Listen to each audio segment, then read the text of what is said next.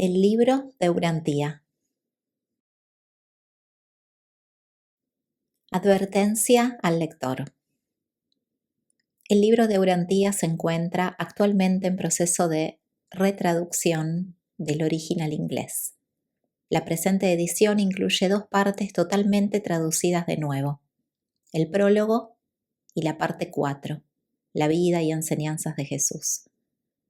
El lector observará por ello una serie de cambios de terminología en relación con las partes 1, 2 y 3, aún no traducidas, como por ejemplo, donación en lugar de auto-otorgamiento, Micael en lugar de Mijael, mundos de las mansiones en lugar de mundos de estancia, el origen centro primero en lugar de la primera fuente y centro, etc.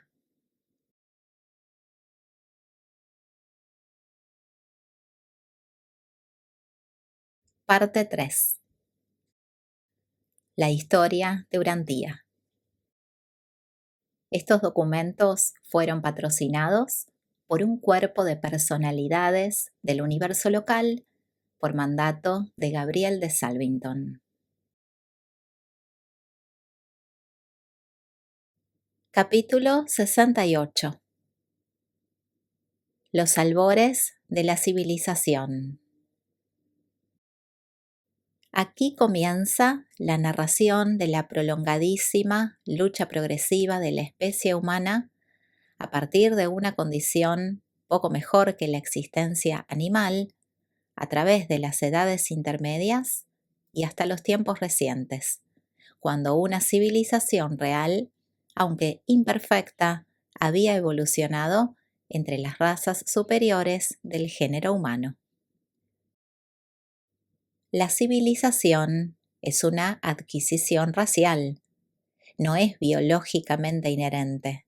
Por consiguiente, todos los niños tienen que criarse en un medio ambiente de cultura, a la vez que cada generación sucesiva de la juventud tiene nuevamente que recibir su formación.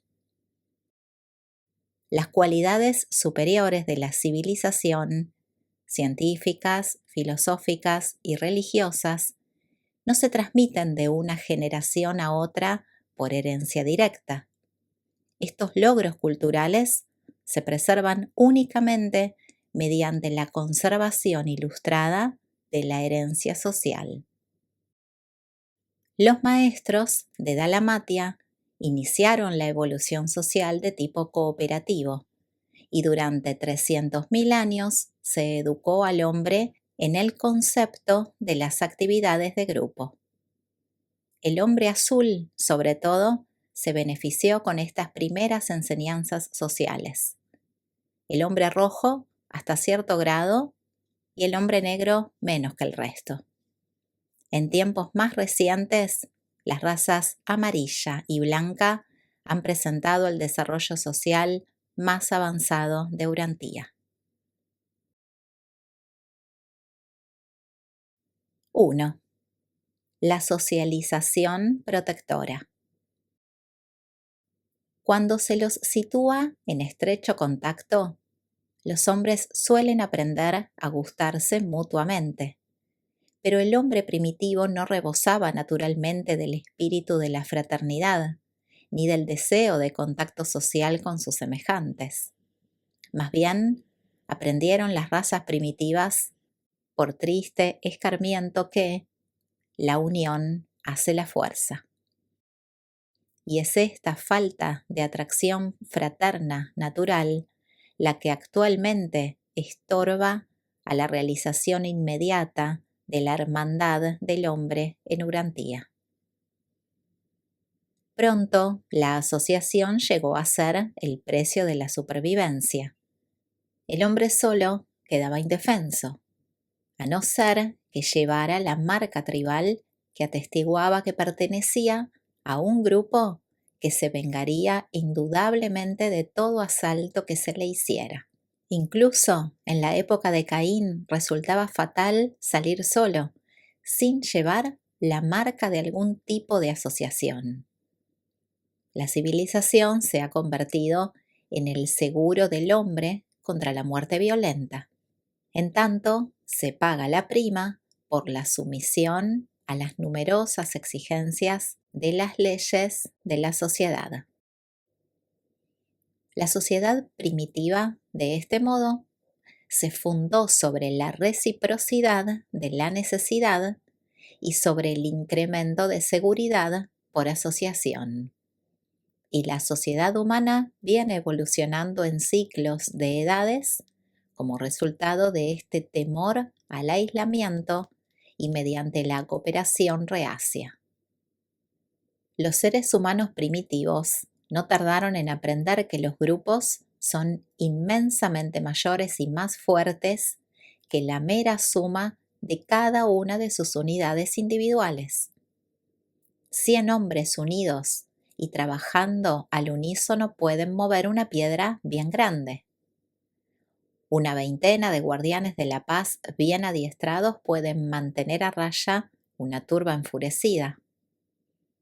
Así pues, nació la sociedad, no de la mera asociación cuantitativa, sino más bien como resultado de la organización de los cooperadores inteligentes.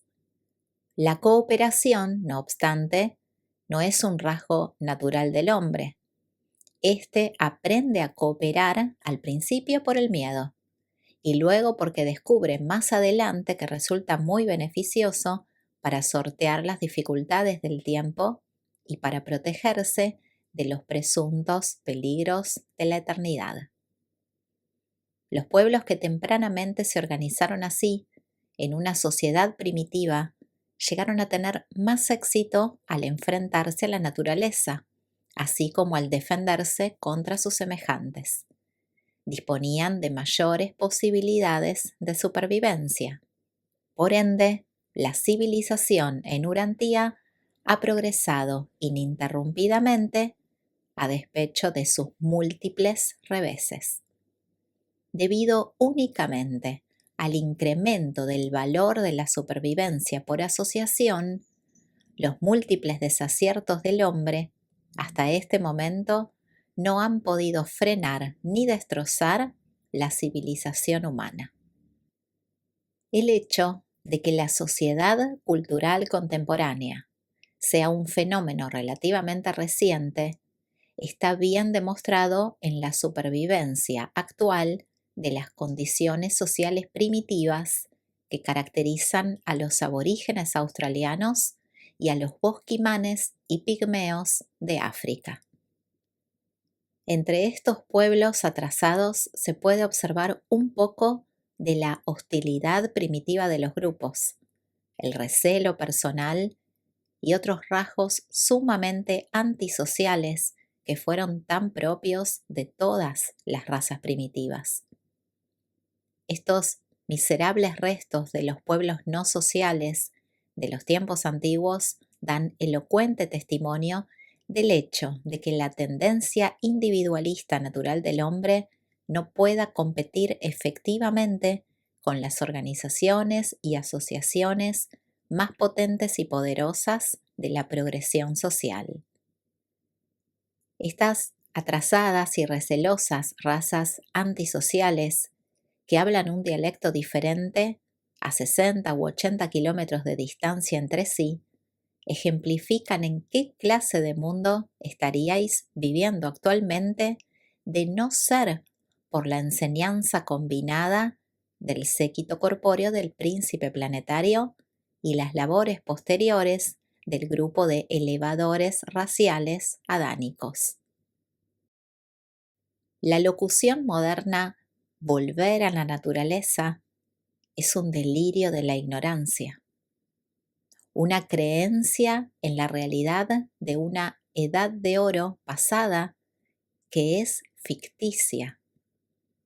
El único fundamento de la leyenda de la edad de oro es el dato histórico de la existencia de Dalmatia y Edén, pero mucho distaron estas sociedades mejoradas de la realización de los sueños utópicos. 2.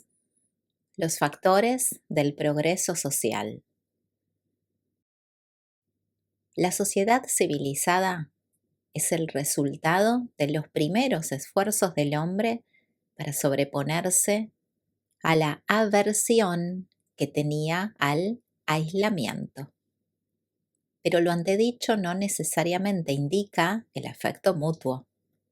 Hoy por hoy, el tumultuoso estado actual de ciertos grupos atrasados bien demuestra por lo que pasaron las primeras tribus. Pero aunque los individuos de una civilización puedan chocar unos con otros y luchar unos contra otros, y aunque la civilización en sí pueda aparentar ser una masa heterogénea que se esfuerza y lucha, ella refleja prueba de esfuerzo sincero, no de moribunda monotonía de estancamiento. Si bien el nivel de inteligencia ha contribuido considerablemente al ritmo del progreso cultural, la sociedad está concebida primordialmente para aminorar el elemento de riesgo en el modo de vivir del individuo y ha progresado con la misma rapidez que ha logrado aminorar el dolor y aumentar el elemento de placer en la vida. De este modo, avanza a paso lento todo el cuerpo social hacia la meta del destino, la extinción o la supervivencia, dependiendo si la meta es la autoconservación o la autogratificación. La autoconservación origina la sociedad, en tanto que la autogratificación excesiva destruye la civilización. La sociedad se ocupa de la autoperpetuación, la autoconservación y la autogratificación, pero el desarrollo y expresión de la personalidad humana es digno de convertirse en la meta inmediata de muchos grupos culturales. El instinto de manada del hombre natural casi no es suficiente para explicar el desarrollo de la organización social como la que hoy día existe en Urantía. Aunque en el fondo de la sociedad humana radica esta propensión gregaria innata, gran parte de la sociabilidad del hombre es adquirida. El hambre de alimento y el deseo sexual fueron dos grandes influencias que contribuyeron a la temprana asociación de los seres humanos. El hombre comparte estos impulsos instintivos con los animales. La vanidad y el temor, más concretamente el temor de los fantasmas, fueron otras dos emociones que indujeron a los seres humanos a unirse y mantenerse unidos. La historia no es sino la crónica de la eterna lucha por el sustento del hombre. El hombre primitivo solo pensaba cuando tenía hambre. Guardar alimentos para su uso futuro fue su primer acto de abnegación y de autodisciplina. Con el desarrollo de la sociedad, el hambre por el sustento cesó de ser el único incentivo para la asociación mutua. Muchos otros tipos de hambre y la satisfacción de varias necesidades indujeron a la asociación más estrecha del género humano. Hoy por hoy, sin embargo, está la sociedad sobrecargada de un exceso de supuestas necesidades humanas. La civilización occidental del siglo XX fatigadamente sufre el peso de la descomunal sobrecarga del lujo y la desmesurada multiplicación de los deseos y anhelos humanos. La sociedad moderna sobrelleva la tensión de una de sus más peligrosas fases de vasta interasociación y complicadísima interdependencia. El hambre, la vanidad y el temor a los fantasmas ejercieron una presión social continua. En cambio, la gratificación de los deseos sexuales intervino en forma pasajera e intermitente. El deseo sexual por sí solo no impulsó a los hombres y mujeres primitivos a asumir las pesadas cargas del mantenimiento del hogar. El hogar primitivo se fundó sobre la inquietud sexual del varón cuando se le privaba de gratificación frecuente y sobre el devoto amor materno de la hembra humana, el cual, en cierta medida, comparte con las hembras de todos los animales superiores.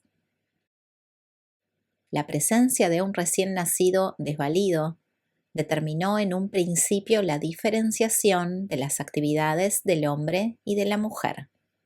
La mujer tenía que mantener una residencia fija donde pudiera labrar la tierra, y desde los tiempos más primitivos siempre se ha considerado hogar donde quiera que se encontraba la mujer. De este modo, la mujer llegó a ser imprescindible dentro del esquema social que iba evolucionando, no tanto por la pasión sexual efímera como a consecuencia de las necesidades alimenticias. Ella desempeñó un papel esencial en la manutención. Fue proveedora de alimentos, bestia de carga y compañera capaz de soportar malos tratos sin resentimientos violentos.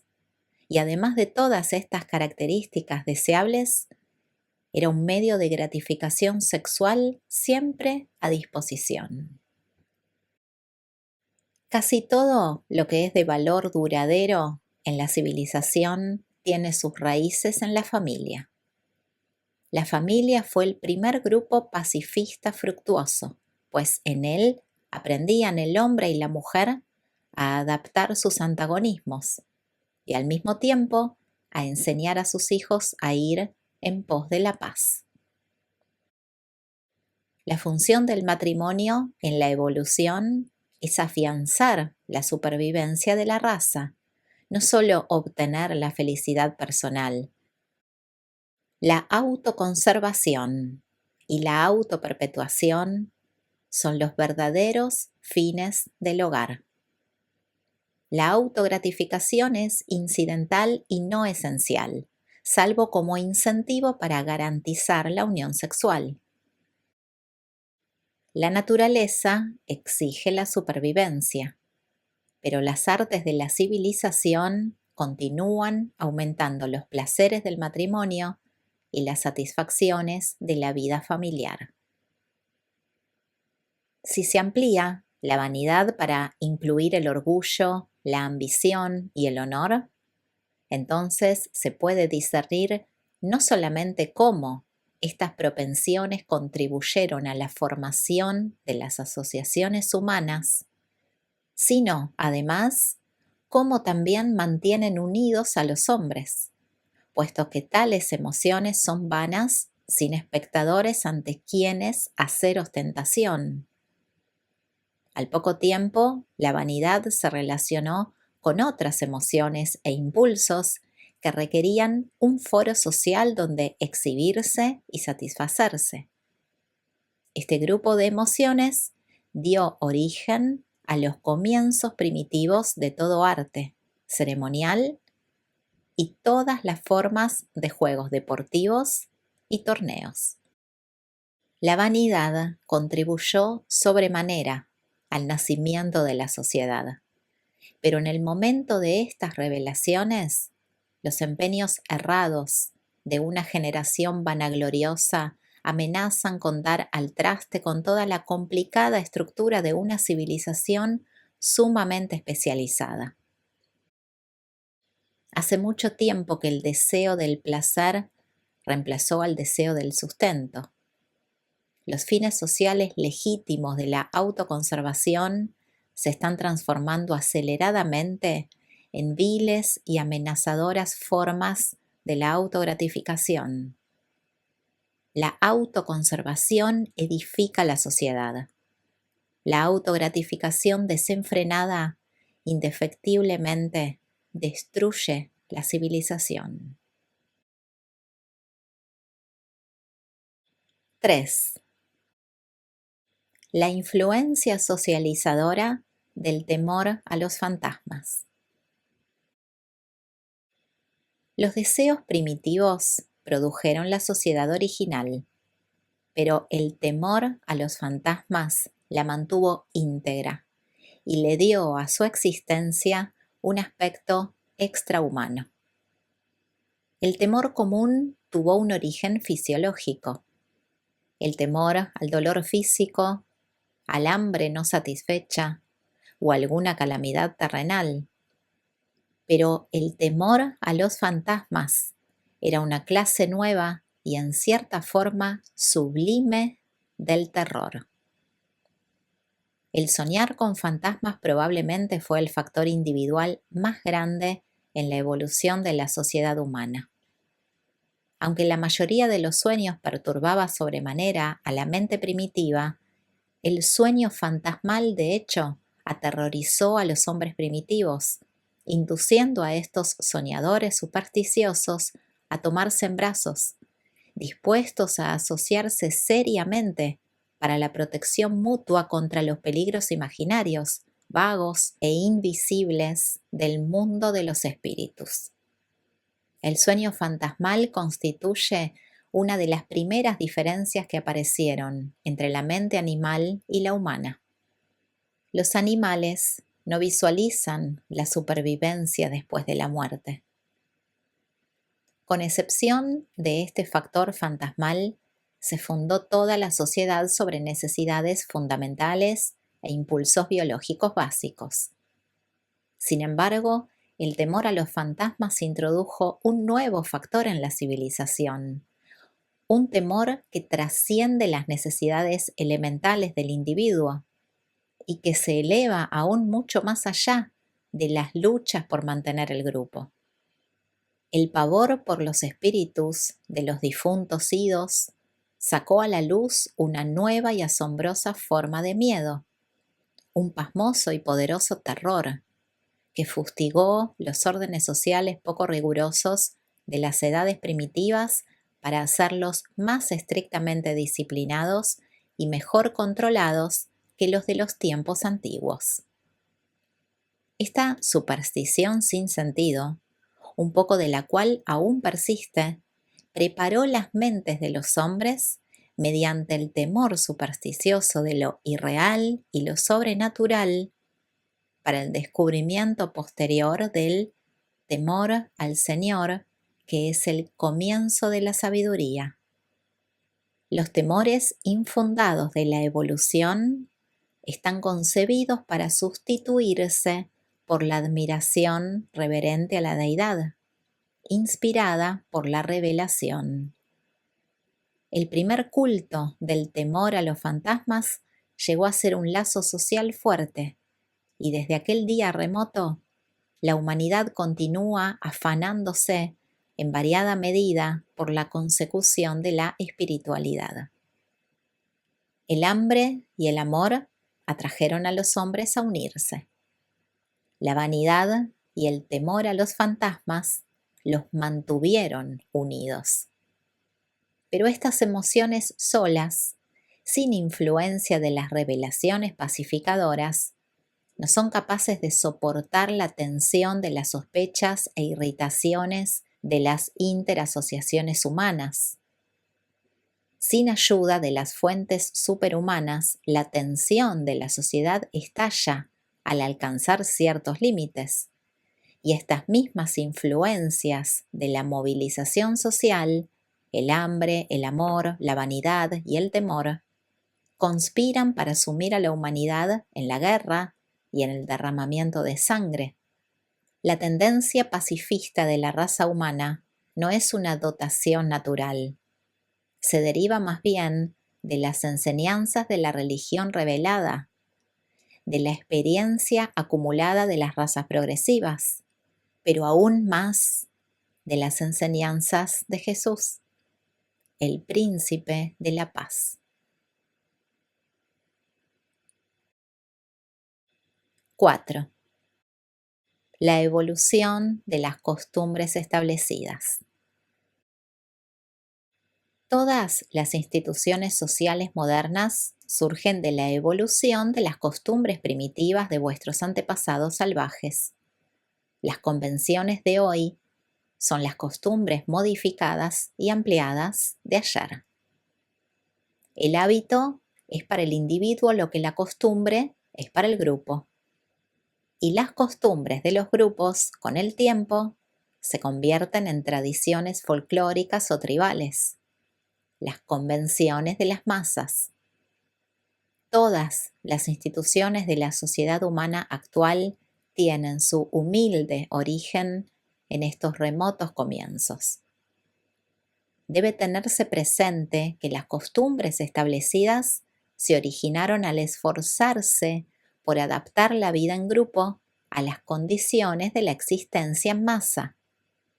Las costumbres constituyeron la primera institución social del hombre, y todas estas reacciones tribales surgieron del esfuerzo para evitar el dolor y la humillación, y al mismo tiempo procurar gozar del placer y del poder.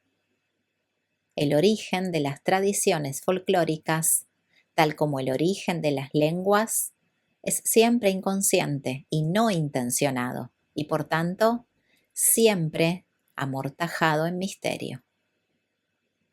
El temor de los fantasmas indujo al hombre primitivo a visualizar lo sobrenatural y así, firmemente, asentó los cimientos de aquellas poderosas influencias sociales de la ética y la religión que a su vez preservaron intactas de generación en generación las costumbres y tradiciones de la sociedad. Lo único que al principio sirvió para establecer y cristalizar las costumbres fue la creencia de que los difuntos eran celosos de los medios por los que habían vivido y muerto. Por consiguiente, infligirían severos castigos a los mortales vivientes que se atrevieran a despreciar desconsideradamente los reglamentos de la vida a los cuales aquellos habían hecho honor cuando eran de carne y hueso.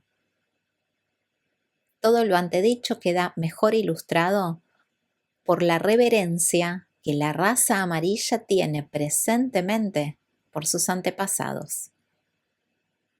La religión primitiva, que se desarrolló posteriormente, reforzó sobremanera el temor a los fantasmas al estabilizar las costumbres.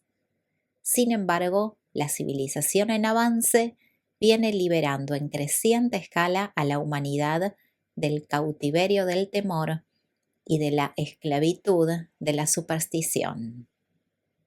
Antes de la instrucción libertadora y liberalizadora de los maestros de Dalmatia, el hombre antiguo fue una víctima indefensa del rito de las costumbres establecidas.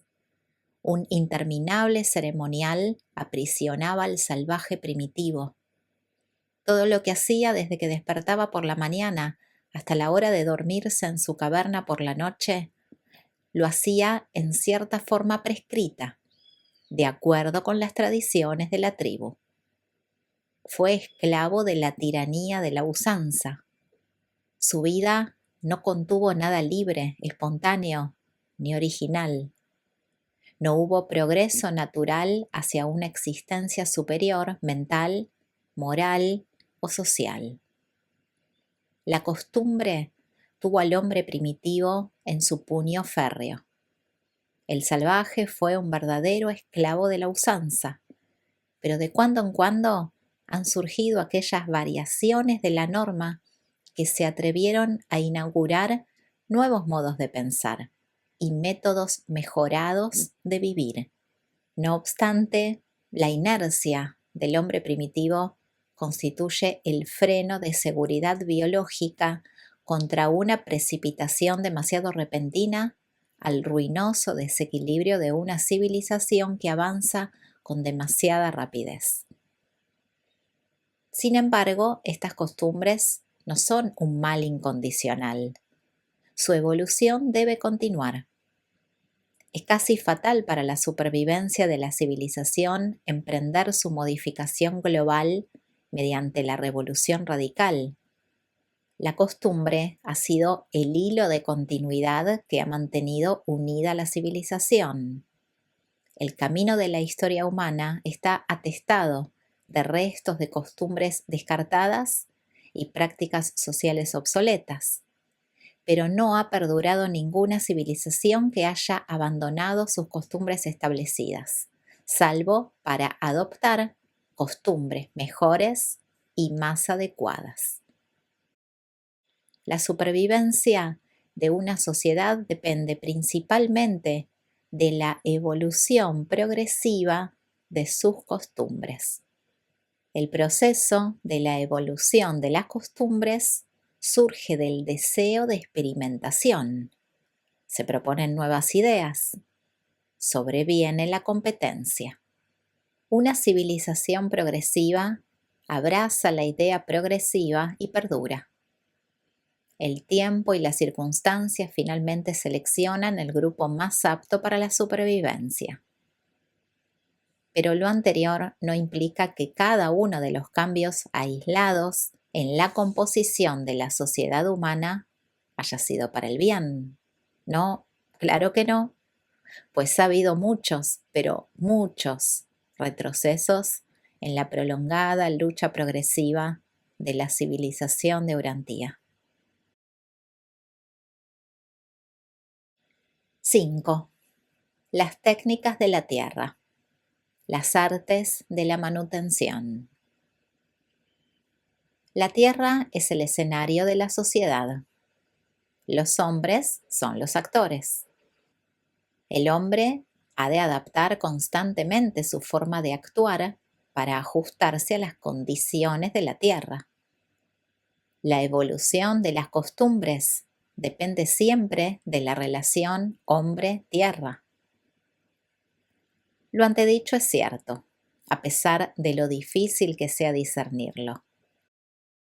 La técnica de la tierra del hombre o las artes de la manutención, más su nivel de vida, es igual a la suma total de las costumbres populares, las costumbres establecidas. La suma total de la adaptación del hombre a las exigencias de la vida es igual a su civilización cultural. Las primeras culturas humanas surgieron a lo largo de los ríos del hemisferio oriental y hubo 4 grandes etapas en la marcha progresiva de la civilización. A saber, 1. La etapa de la recolección. La coacción del sustento, el hambre, indujo a la primera forma de organización industrial, las filas primitivas de recolección de alimentos. Algunas veces la marcha de tal fila de hambre podía medir 15 kilómetros, según atravesaba el terreno recogiendo los alimentos. Esta corresponde a la primitiva etapa nómada de la cultura y es el modo de vida que siguen los bosquimanes de África hoy en día. 2. La etapa de la caza. La invención de las armas le permitió al hombre convertirse en cazador y así ganar considerable libertad de la esclavitud del sustento.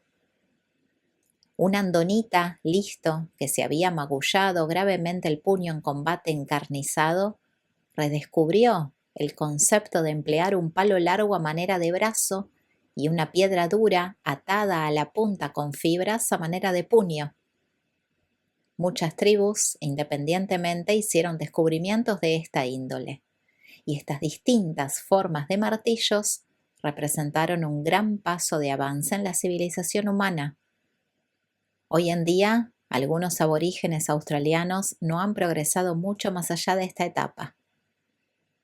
Los hombres azules llegaron a ser cazadores y tramperos expertos.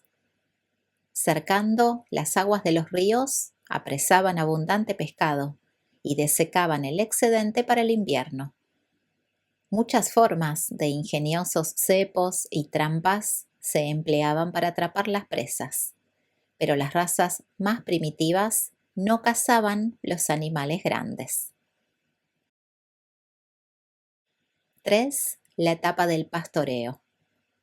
La domesticación de los animales hizo posible esta fase de la civilización. Los árabes y los aborígenes de África figuran entre los pueblos pastores más recientes. La vida pastoral ofreció más alivio a la esclavitud del sustento. El hombre aprendió a subsistir de los réditos de su capital, el incremento en sus rebaños, lo cual brindó más tiempo libre para la cultura y el progreso. La sociedad prepastoral fue de cooperación entre los sexos, pero la difusión de la ganadería rebajó a la mujer a un ínfimo nivel de esclavitud social. Anteriormente, al hombre le incumbía conseguir los alimentos de fuente animal y a la mujer obtener los comestibles vegetales. Por tanto, al entrar el hombre en la era pastoral de su existencia, la dignidad femenina bajó grandemente. Ella aún tiene que afanarse por proveer a las necesidades vegetales de la vida. En cambio, el hombre no necesita hacer más que atender a los rebaños para proporcionar una abundancia de comida animal. De este modo, el hombre llegó a independizarse relativamente de la mujer. A través de toda la edad pastoral, la condición de la mujer decayó de forma ininterrumpida. Hacia fines de esta era, ella se había convertido en poco más que un animal humano, destinada a trabajar y parir la prole humana, de forma muy parecida a los animales del rebaño. De ellas se esperaba que labraran la tierra y produjeran la cría. Tuvieron gran amor por su ganado los hombres de las edades pastorales, tanto más a pena que no hubieran desarrollado un afecto más profundo por sus esposas. Y 4. La edad agrícola. La domesticación de las plantas fue responsable de esta era y representa el tipo superior de la civilización material. Tanto Caligastia como Adán se empeñaron en enseñar la horticultura y agricultura. Adán y Eva fueron hortelanos, no pastores, y el cultivo de la huerta era una cultura avanzada en aquellos días. El cultivo de las plantas ejerce una influencia ennoblecedora en todas las razas del género humano. La agricultura multiplicó más de 4 veces la relación tierra-hombre del mundo. Puede combinarse con los esfuerzos pastorales de la antigua etapa cultural. Cuando se imbrican las 3 etapas, los hombres cazan y las mujeres labran la tierra. Siempre han existido rozamientos entre los pastores y los labradores. El cazador y el pastor eran aguerridos, beligerantes. El agricultor tiende más al tipo pacifista. La asociación con los animales sugiere la lucha y la fuerza. La asociación con las plantas inculca la paciencia, la paz y la tranquilidad. La agricultura y el industrialismo son actividades de paz. En cuanto a actividades sociales mundiales, sin embargo, la debilidad de ambos estriba en que carecen de emoción y aventura. La sociedad humana ha evolucionado desde la etapa de la caza a través de la de los pastores hasta la etapa territorial de la agricultura. Cada etapa de esta civilización progresiva fue acompañada por cada vez menos nomadismo. El hombre comenzó a vivir más y más en su hogar. Actualmente, la industria va suplementando a la agricultura, con la consiguiente urbanización y multiplicación de grupos no agrícolas de las clases ciudadanas. Pero una era industrial no tiene esperanzas de sobrevivir si sus dirigentes dejan de reconocer que aún el más completo desarrollo social siempre ha de descansar sobre sólidos cimientos agrícolas. 6. La evolución de la cultura. El hombre es una criatura de la tierra, un hijo de la naturaleza. Por mucho que se esfuerce por escapar de la tierra, en última instancia está destinado al fracaso. Del polvo eres y al polvo volverás. Se aplica a todo el género humano al pie de la letra. La lucha primordial del hombre fue, sigue siendo y siempre será por la tierra. Las primeras asociaciones sociales de seres humanos primitivos se concertaron a fin de ganar estas luchas por la tierra. La relación tierra-hombre es la base de toda la civilización social. La inteligencia del hombre, por medio de las artes y ciencias, aumentó el rendimiento de la tierra. Al mismo tiempo se pudo frenar hasta cierto punto el aumento natural de la prole y de este modo se proporcionó el sustento y el tiempo libre para edificar una civilización cultural. Rige a la sociedad humana una ley que decreta que la población ha de variar en proporción directa a las artes de la tierra e inversa al nivel de vida. A través de estas primeras edades, aún más que en el presente, la ley de la oferta y la demanda en lo referente a los hombres y la tierra determinaba el valor estimado de ambos. Durante los tiempos en que había abundancia de tierras, territorios no ocupados, y la necesidad de hombres era grande, y por ende el valor de la vida humana era muy elevado, consiguientemente la pérdida de la vida era más aterradora. Durante períodos de escasez de tierra y correspondiente sobrepoblación, la vida humana se abarataba relativamente, de tal forma que la guerra, el hambre y la peste se consideraban con menos preocupación. Cuando se reduce el rendimiento de la tierra o se aumenta la población, se reanuda la lucha inevitable. Afloran los peores rasgos de la naturaleza humana.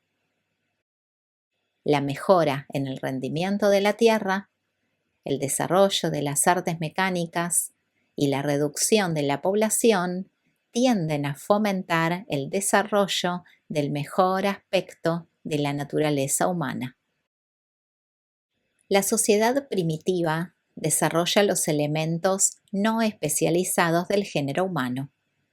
Las bellas artes y el verdadero progreso científico, conjuntamente con la cultura espiritual, han prosperado más en los centros poblados más grandes, siempre y cuando estuvieran respaldados por una población agrícola e industrial ligeramente por debajo de la razón tierra-hombre. Las ciudades siempre multiplican el poder de sus habitantes para el bien o para el mal. Los niveles de vida siempre han influido sobre el tamaño de la familia. Cuanto más alto el nivel de vida, más pequeña la familia, hasta el punto de estabilización de crecimiento o extinción gradual. A través de las edades, los niveles de vida han determinado la calidad de una población sobreviviente, en contraposición a la mera cantidad. Los niveles de vida de las clases locales dan origen a nuevas castas sociales, nuevas costumbres establecidas. Cuando los niveles de vida se complican demasiado o llegan a ser demasiado lujosos, no tardan en convertirse en suicidas. Las castas son el resultado directo de fuertes presiones sociales debidas a la intensa competencia producida por la densidad de la población.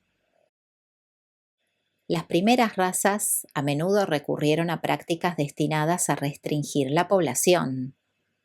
Todas las tribus primitivas mataban a los niños deformes o enfermizos.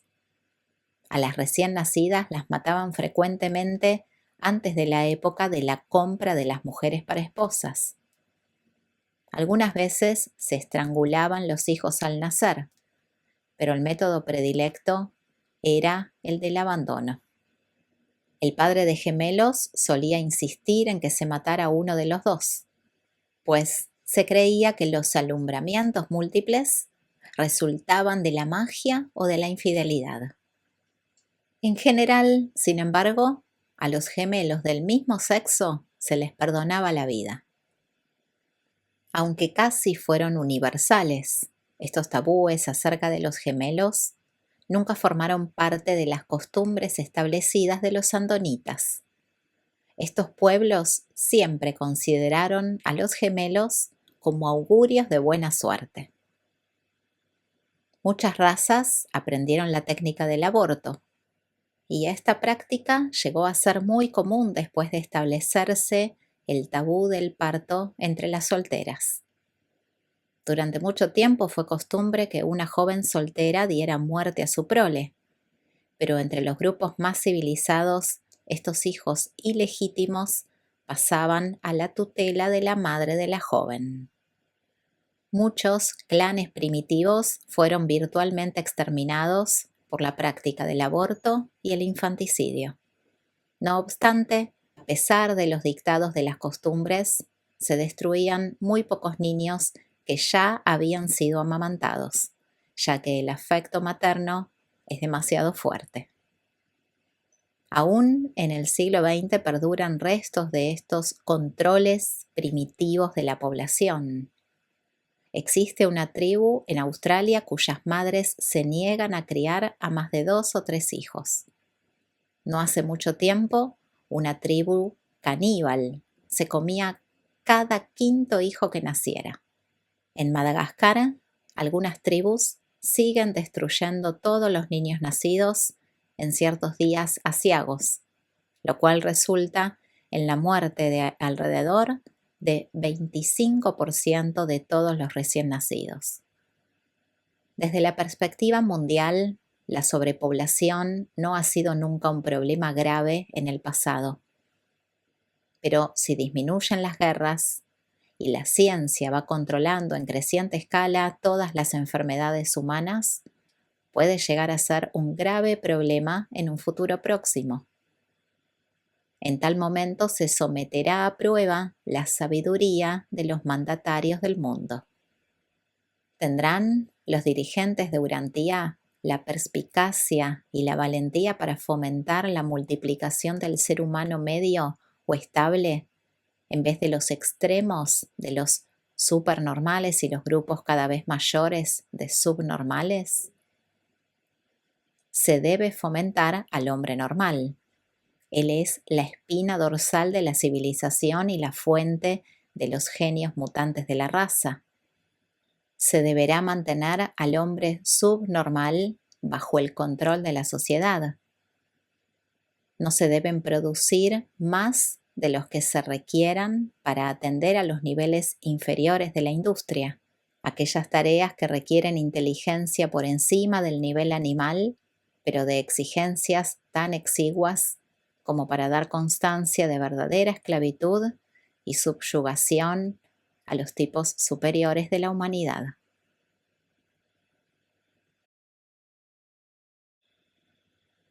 Este capítulo es presentado por un Melquisedec asignado en otro tiempo a Urantía.